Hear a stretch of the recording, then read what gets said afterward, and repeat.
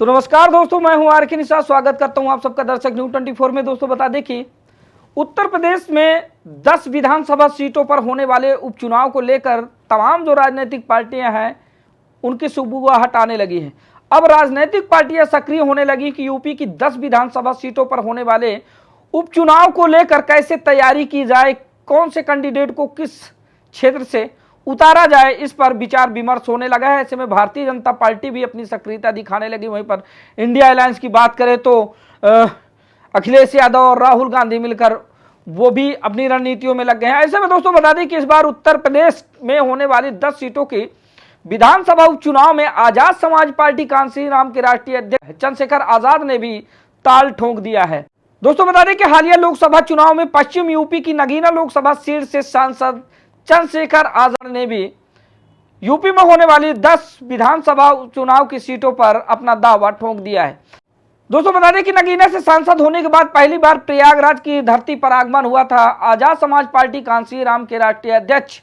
चंद्रशेखर आजाद का। बता दें कि जब वो प्रयागराज पहुंचे थे तो उस समय जो उनके चाहने वाले थे, जो उनके समर्थक थे, उनका काफी भारी हुजूम देखने को मिला। इतनी भीषण गर्मी में दोस्तों इस तरह से उनके समर्थक वहां पर पहुंचे कि जो भीड़ का रेला था वो देखते ही बन रहा था कि किस तरह से लोग बाग जो उनके चाहने वाले थे, जो उनके समर्थक थे, वो वहां पर पहुंचे थे। बता दें कि आधा घंटा की बातचीत के दौरान चंद्रशेखर आजाद जी ने यूपी में होने वाली 10 सीटों पर विधानसभा उपचुनाव को लेकर उन्होंने बहुत सारी बातचीत की, जिसमें उन्होंने अपने कार्यकर्ताओं को, पदाधिकारियों को बातचीत के दौरान समझाने का प्रयास किया और उनको दिशा निर्देश दिया कि इस बार किस तरह से हमें 10 की 10 सीटों पर अपने प्रत्याशी उतारने। उस पर हम विस्तार पूर्वक परिचर्चा करेंगे कि प्रयागराज आने पर क्या कुछ कहा भीम आर्मी चीफ चंद्रशेखर आजाद ने। तो दोस्तों बता दें कि 27 जुलाई को आगमन हुआ था प्रयागराज में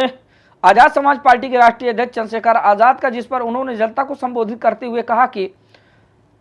हमें हमेशा से छल का ही सामना करना पड़ा है। जिसको हम अपना समझते हैं वो हमें अपना कतई नहीं समझता। और हाल ही में हुई कुछ घटनाओं का उन्होंने अन्वेषण करते हुए बताया कि अभी हाल ही में आपने देखा किस तरह से 2-3 हत्याएं हुई, जिसमें कि दलित वर्ग के लोग थे। कहीं ना कहीं भीम आर्मी चीफ चंद्रशेखर आजाद का कहना था कि आए दिन जिस तरह से दलित, शोषित, वंचितों पर जुल्म, अन्याय और अत्याचार हो रहा है, कहीं ना कहीं उनकी हत्याएं हो रही हैं, कहीं यूपी में तो कहीं राजस्थान में, हमेशा आदिवासियों, दलितों, अन्य पिछड़ों पर जानलेवा हमले हो रहे हैं, जिसके लिए मैं मुखरता से अपनी आवाज रखने का प्रयास करता हूं, रखने का काम करता हूं। यहां तक कि सदन तक में मैंने इस बात को रखा, लेकिन वहां पर मुझे किसी भी तरह का कोई समर्थन नहीं मिला। यहां तक कि विपक्षी जो सामाजिक सांसद हैं वो भी हमें अपना नहीं समझते, उन्होंने हमारी हाँ में हाँ नहीं मिलाया। तो कहीं ना कहीं सीधा का सीधा चंद्रशेखर आजाद का जो निर्देशन था, संकेत था, वो ये था कि जिसे हम अपना समझते हैं वो हमें अपना नहीं समझता, तो इसमें हमारी क्या गलती है। जिस पर उन्होंने विपक्ष का हवाला देते हुए इंडिया अलायंस यानी कि समाजवादी पार्टी और कांग्रेस की अगर देखा जाए तो इन दोनों पार्टियों में SC ST OBC के तमाम सांसद हैं, लेकिन जब मैंने अपनी बात को मुखरता के साथ संसद में रखी तब मेरी बात पर किसी की सहमति नहीं आई, और जिससे कि हाथों में बैनर लेकर एक वीडियो आप लोगों ने देखा होगा कि खूब वायरल हो रहा है, जिसमें चंद्रशेखर आजाद जी संसद से निकलते हैं और वो यह कहते हुए निकलते हैं कि जहां पर हमारी नहीं सुनी जाती तो क्या मतलब इस संसद में ऐसी बात करें, वहां पर स्पीकर महोदय ने हमें बोलने का मौका नहीं दिया, हमें समय नहीं दिया, तो इस तरह कहते हुए बाहर आते हैं। तो उसी बात पर उन्होंने एक बयान दिया जिसमें उन्होंने कहा कि जिसको हम अपना समझते हैं वो हमें अपना नहीं समझता, तो हम इसको क्या समझें। यही माना जाएगा ना कि उसको हमारी जरूरत नहीं है। इसलिए आजाद समाज पार्टी ने फैसला लिया है कि यूपी में होने वाली 10 विधानसभा सीटों के उपचुनाव में अपने कैंडिडेट उतारेंगे और मजबूती के साथ लड़ेंगे। यहां तक कि चंद्रशेखर आजाद से जब पूछा गया कि यूपी में होने वाली 10 विधानसभा सीटों को लेकर क्या कुछ रणनीतियां हैं, तो इस पर उन्होंने अपने साफ सुथरे बयान दिए। उन्होंने कहा कि इस बार हम सीधा का सीधा 10 की 10 विधानसभा सीटों पर अपने कैंडिडेट तय करेंगे और उनके लिए हम मेहनत करेंगे और अपने कार्यकर्ताओं, समर्थकों के बीच में जाएंगे, उनसे अनुरोध करेंगे कि मेहनत करें और अपने प्रत्याशी को जिताएं। इस पर एक सवाल उनसे यह किया गया कि क्या लगता है कि उत्तर प्रदेश में आपकी पार्टी का किसी पार्टी से अलायंस हो सकता है, गठबंधन हो सकता है या फिर नहीं। तो इस पर उन्होंने सीधा इनकार करते हुए ये कहा कि देखिए, आज़ाद समाज पार्टी का जो गठबंधन है वो सीधा का सीधा जनता से है और आज़ाद समाज पार्टी के कार्यकर्ताओं से है, ना कि किसी पार्टी से। कहीं ना कहीं वो कटाक्ष करते हुए उन्होंने इसलिए कहा कि जब हमें कोई अपना नहीं समझता है तो हम जबरदस्ती जाकर उसके पास किसी भी चीज़ की फरियाद क्यों करें, हम क्यों जाए किसी से ये कहने कि हमें गठबंधन में शामिल कर लीजिए या फिर हमें आपके गठबंधन की ज़रूरत है, जबकि वह व्यक्ति हमें अपना नहीं समझता। इस बात को कहते हुए उन्होंने सीधा का सीधा ये जवाब दिया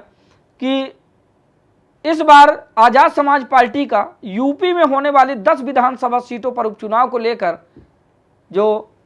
आज़ाद समाज पार्टी का गठबंधन है वो सीधा का सीधा जनता से है और कार्यकर्ताओं से है, ना कि किसी पार्टी से। और साथ ही चंद्रशेखर आज़ाद अपने कार्यकर्ताओं को संबोधित करते हुए आगे यह कहते हैं कि यूपी में हो रहे 10 विधानसभा सीटों का जो उपचुनाव है, अगर आज़ाद समाज पार्टी जीतती है तो आने वाले दिनों में 2027 में होने वाले विधानसभा चुनाव में उत्तर प्रदेश में सरकार आज़ाद समाज पार्टी की होगी, जिस पर कार्यकर्ताओं में काफ़ी जोश और काफ़ी उत्साह दिखा। कार्यकर्ताओं का जुनून देखकर कहीं ना कहीं चंद्रशेखर आज़ाद भी गदगद हो रहे थे और जिस तरह से कार्यकर्ताओं की भीड़ थी और कार्यकर्ताओं में एक नई उमंग देख रही थी, कहीं ना कहीं वो चंद्रशेखर आज़ाद को अंदर ही अंदर भाव विभोर कर रही थी। वहीं पर दोस्तों बता दें कि पहली बार सांसद के रूप में पधारे नगीना सांसद चंद्रशेखर आज़ाद को देखकर जो उनके चाहने वाले थे, जो उनके दर्शक थे, जो उनके समर्थक थे, जो भीड़ थी, वो काफ़ी ज़्यादा भाव विभोर हो रही थी। आधा घंटे की बातचीत के दौरान चंद्रशेखर आज़ाद ने साफ कह दिया कि इस बार जो लड़ाई होगी वो बिल्कुल अकेली, और चंद्रशेखर आज़ाद अकेला रण में अपने प्रत्याशी उतारेगा। साथ ही दोस्तों बता दें कि हाल ही में अपना एक अलग बजट, एक अलग दावा, और दोस्तों बता दें कि हाल ही में चंद्रशेखर आज़ाद ने संसद में एक अपना अलग मुद्दा पेश किया, जिसमें उन्होंने SC ST और अन्य पिछड़ा वर्ग के लिए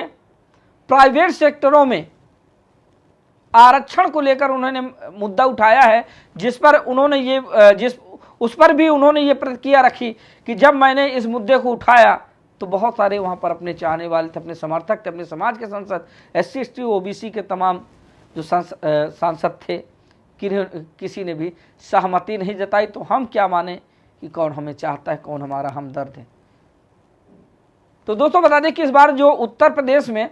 10 विधानसभा सीटों पर उपचुनाव होने वाला है, कहीं ना कहीं ये तय करेगा कि इस बार भारतीय जनता पार्टी की छवि कितनी बची है, इंडिया अलायंस की छवि कितनी बची है, या फिर अन्य जो पार्टियां जैसे आज़ाद समाज पार्टी है और तमाम जो छोटी बड़ी पार्टियां हैं उनका अस्तित्व क्या बचा है। ये आने वाले दिनों में जब 10 विधानसभा सीटों पर उपचुनाव होगा तो बिल्कुल साफ साफ देखने को मिलेगा। फिलहाल आप लोगों को क्या लगता है कि जिस तरह से हालिया लोकसभा चुनाव 2024 में उत्तर प्रदेश में भारतीय जनता पार्टी को करारी शिकस्त देखने को मिली, क्या इस बार उसका बदला यूपी में होने वाले 10 विधानसभा सीटों पर ले पाएगी, या फिर यूपी में हो रहे 10 विधानसभा सीटों पर जो उपचुनाव होने हैं किस पार्टी की कितनी दावेदारी होगी। एक अमूमन अंदाज के तौर पर आप लोग प्यारा से कमेंट कीजिएगा, आप लोग अपनी राय रखिएगा, क्या लगता है आप लोगों का ओपिनियन क्या है कि जिस तरह से भीम आर्मी चीफ चंद्रशेखर आज़ाद का कहना है कि आज़ाद समाज पार्टी अपने पूरे प्रत्याशी उतारेगी 10 सीटों पर और ज़्यादा से ज़्यादा सीटें जीतने का काम करेगी उनको लेकर, और साथ ही वहीं पर इंडिया अलायंस क्या लगता है कि जिस तरह से इंडिया अलायंस ने एक नया परचम लहराया है हालिया लोकसभा चुनाव 2024 में, तो क्या उसी तरह वर्चस्व बरकरार रख पाए या फिर क्या कुछ होने वाला है। आप लोग अपनी प्रतिक्रिया जरूर दीजिएगा। तो मिलते हैं किसी दूसरी खबर के साथ, तब तक के लिए नमस्कार।